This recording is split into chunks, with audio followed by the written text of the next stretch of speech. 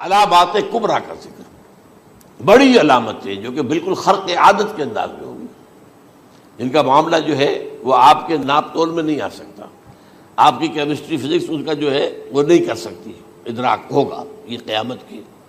ان میں نمبر ایک کیا ہے؟ ایک بہت بڑا دھواں آئے گا، پوری دنیا کو لپیٹے گا۔ نمبر دو، دجال کا ظہور ہوگا، جو اپنی خدائی کا دعویٰ لے کر آئے گا اور بنوائے گا۔ اس کے ہاتھ میں ہو جائیں گے، قبضے میں ہو جائیں گے سارے ذرائع پیداوار کے۔ اس کی طرف بھی پہلا قدم اٹھ چکا ہو، ٹرپس کے نام سے معاہدہ ہو چکا ہے۔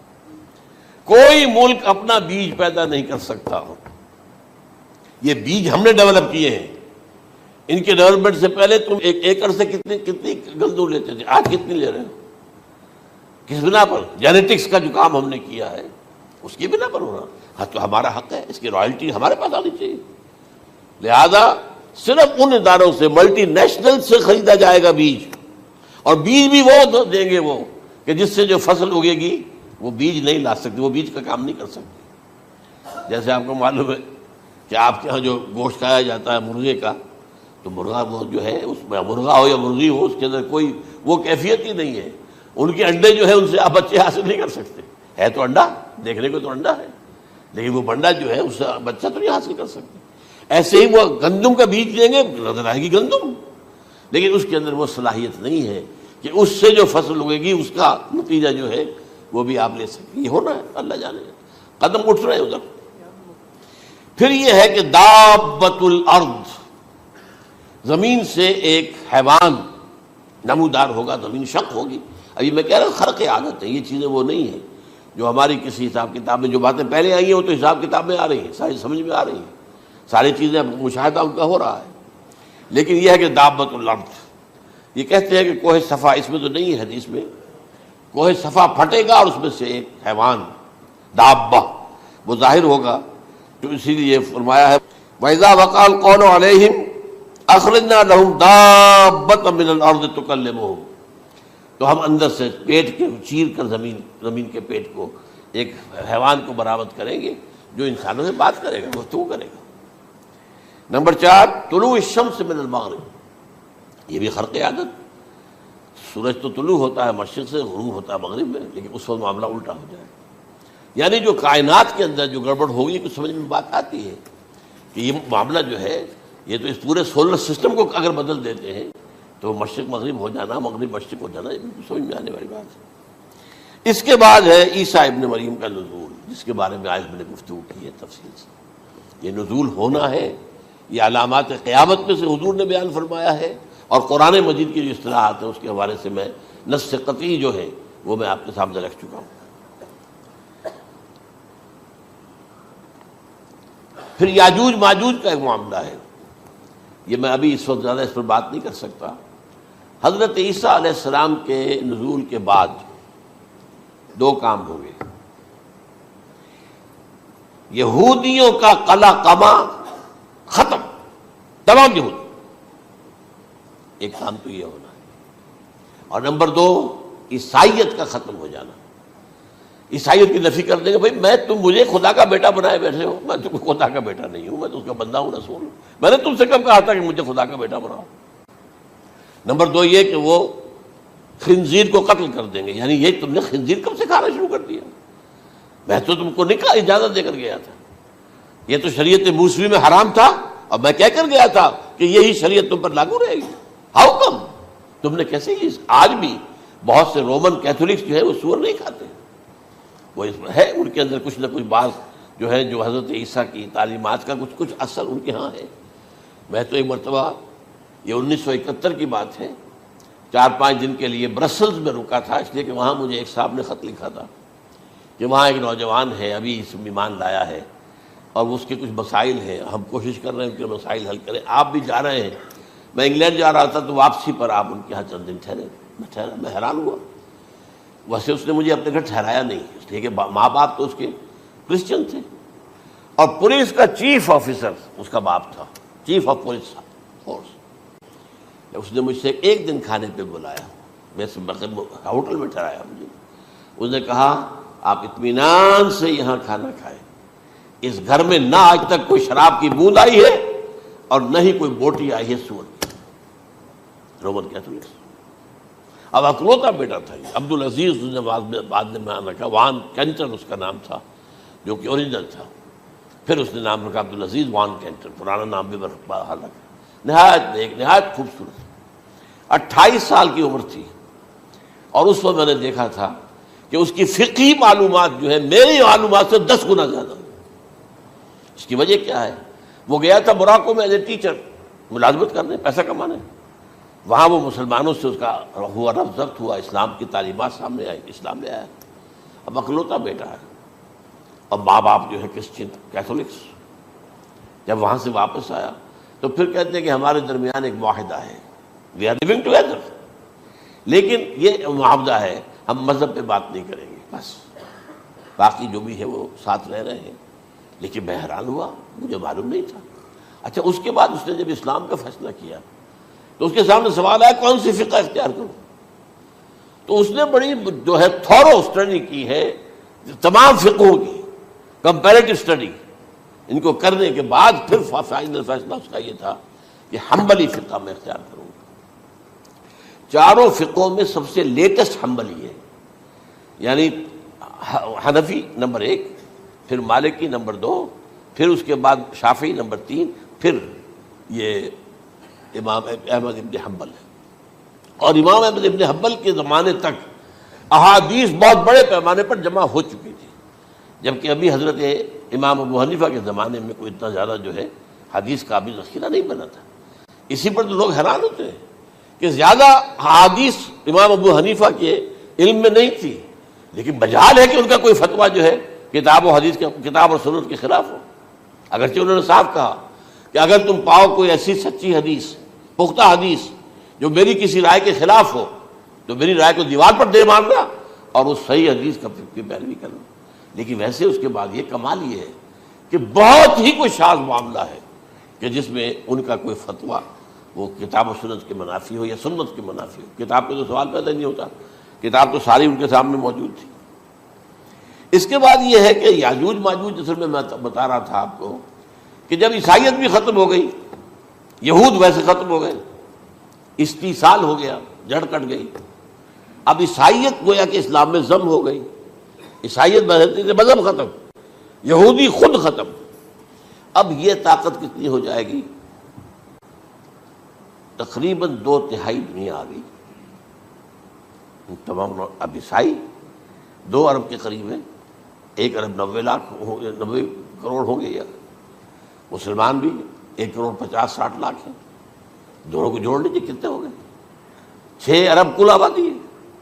لیکن اس کے بعد آتا ہے یاجوج ماجوج کا خروج. یہ یاجوج ماجوج میرے نزدیک چائنا اور رشیا ہے.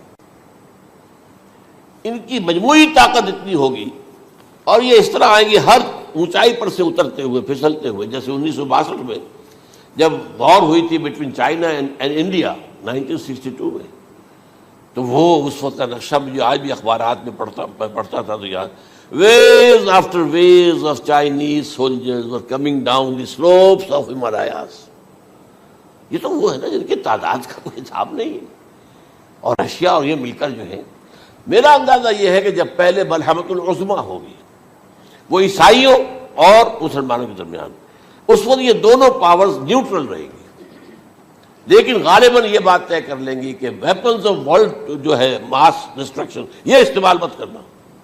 اگر یہ ویپنز آف ماس ڈسٹرکشن استعمال کرو گے تو ہم میدان میں آ جائیں گے.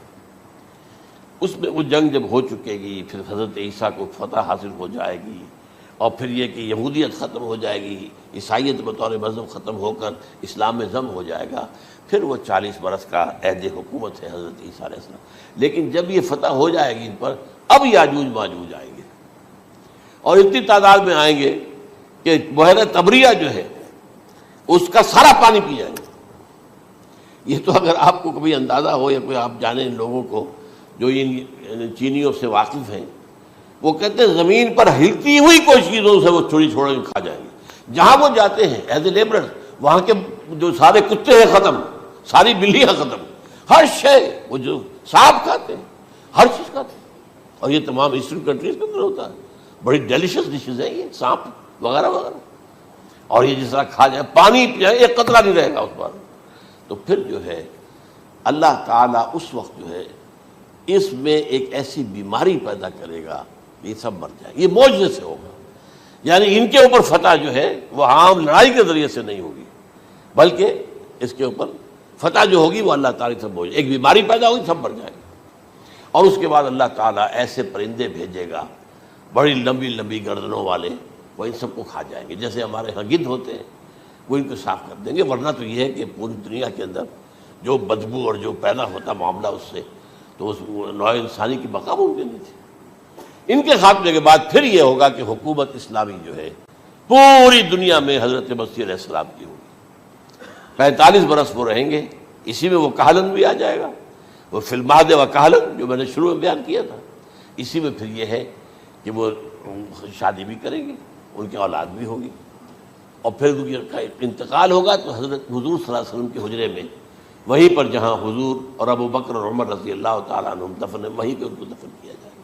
اور قیامت کے دن حضور فرماتے ہیں کہ میں اور یہ تینوں ساتھ نکلیں گے. تو یہ ہے واقعات و واقعات. بہرحال اس میں یہ ہے کہ یہ نوٹ کر لیجئے کہ جہاں تک ہمارے ہاں آج کل کا معاملہ ہے، میرے نزدیک میں یہ کہنے پر مجبور ہوں، جو رفع و نزول مسیح کو نہیں مانتا وہ کم سے کم منکر حدیث ضرور ہے. میں اس سے کم کا فتویٰ نہیں دے سکتا. اب یہ ہے کہ جو لوگ مہدی کو نہیں مانتے ان کا معاملہ میں مختلف سمجھتا ہوں. چند منٹ لے رہا ہوں آپ کے، اور اس لیے کہ ان کی حدیثیں صحیحین میں نہیں ہیں، بخاری مسلم میں نہیں. اور یہ کہ بہرحال ان کا معاملہ جو ہے وہ ایسا نہیں ہے حضرت عیسیٰ کا. حضرت عیسیٰ کے آنے کا جو کچھ ہوگا وہ تو میں نے آپ کے سامنے بیان کر دیا. لیکن یہ ہے کہ حضرت مہدی ہمارے نزدیک اس میں خرق عادت کوئی ہے ہی نہیں. جیسے ہر صدی کے مجدد ہوتے ہیں، آخری صدی کے مجدد وہ ہوں گے، اور میرے نزدیک یہی آخری صدی ہے، اور اسی میں حضرت مہدی کا ظہور ہو جانا. سعودی عرب میں کوئی خانہ جنگی ہوگی کسی بادشاہ کے انتقال پر، اور پھر اس وقت یہ ظاہر ہوں گے. اس وقت ملک کے حالات کو سنبھالنے کے لیے لوگ ان کو زبردستی نکالیں گے، چھپے ہوئے ہوں گے ایک گھر میں. یہ حضرت ام سلمہ رضی اللہ تعالی عنہ کی روایت ہے کہ ایک بادشاہ کے انتقال پر یہ خانہ جنگی ہو جائے گی، اور ایک شخص مدینے سے بھاگ کر مکے میں چھپ جائے گا. یہ تو ہے ان کے الفاظ، میں توجیہ کر رہا ہوں. یہ لوگ ان کی طرف دیکھ رہے ہوں گے کہ یہ جو وقت آیا ہے فتنے کا ہماری قوم پر، ہمارے ملک پر، تو ان کی شخصیت ایسی ہے کہ یہ بیچ میں آئیں، صلح صفائی کرائیں، اور وہ جو ہے اس ذمہ داری سے بچ کر بھاگیں گے اور جا کر مکے میں چھپ جائیں گے. پھر لوگ انہیں تلاش کر کے نکالیں گے اور زبردستی ان کے ہاتھ پر بیعت کریں گے، ورنہ وہ اتنے بڑے منصب کو. اور پھر یہ بھی ہے، ایک حدیث میں آتا ہے یصلحوا فی لیلۃ واحدہ، ایک رات میں ان کی مکمل اصلاح کر دیں گے. یعنی اگر کوئی تھوڑا بہت نقص اور عیب کوئی ہوا بھی، کوئی کمی کوتاہی ہوئی بھی، تو اللہ تعالیٰ ایک رات میں اصلاح کروا دیں. لیکن ہمارے نزدیک اس قدر کوئی خرق عادت ہے ہی نہیں. البتہ جو کہتے ہیں اہل تشیع، وہ خرق عادت ہے کہ ان کے 12ویں امام جو ہے وہ بچپن ہی کے اندر اس خوف سے کہ جو بنو عباس بادشاہ ہیں وہ ان کو قتل کر دیں گے، تو وہ ایک غار میں چھپا دیے گئے. اب وہ 1200 برس سے اس غار کے اندر چھپے ہوئے، اور اس کے بعد وہ ظاہر ہوگی، وہ امام مہدی ہوں گے. اس میں خرق عادت ہے. لیکن میں یہ کہتا ہوں کہ محض خرق عادت کی بنیاد پر ہم اس کی نفی نہیں کریں گے. کیوں؟ کیا ہم یہ نہیں مانتے کہ اصحاب کہف 300 برس تک سوئے رہے؟ یہ کیا عام بات ہے؟ حضرت عزیر علیہ السلام اللہ نے انہیں موت دی، موت، اور 100 برس کے بعد زندہ کر کے اٹھا لیا. تو خرق عادت حضرت عیسیٰ کو ہم اتنا بڑا خرق عادت مانتے ہیں کہ اٹھا کر آسمان پر، تیسرے آسمان کے اوپر ہیں، موجود ہیں، اب بھی ہیں. شب معراج میں تیسرے آسمان پر حضور کی ملاقات ان سے ہوئی. تو یہ خرق عادت کی بنیاد پر نفی نہیں ہم کرتے. ہو سکتا ہے، لیکن یہ کہ اس کے لیے ہمارے پاس کوئی دلیل نہیں، کوئی احادیث نہیں، کچھ نہیں، اس لیے ہم اس کو نہیں مانتے. البتہ خود وجود جو ہے حضرت مہدی کا وہ کوئی عجیب بات نہیں ہے. وہ تو جیسے پہلے بھی آئے ہیں ہمارے مجددین، ایسے مجدد ہوں گے اور دین کو تازہ کر دیں گے.